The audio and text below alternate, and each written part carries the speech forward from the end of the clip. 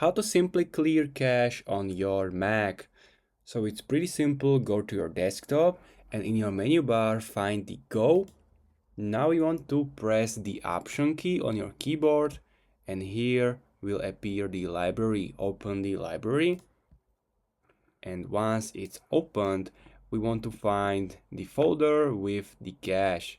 So simply scroll up and find the cache, which is here.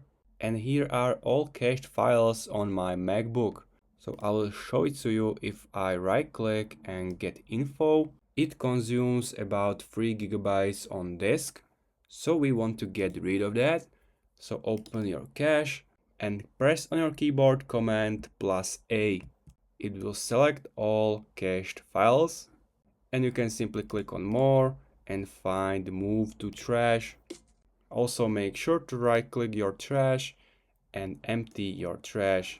Finish the process and the cached files are gone. So this was how to free cache on your Mac. I hope you find it helpful. See you next time.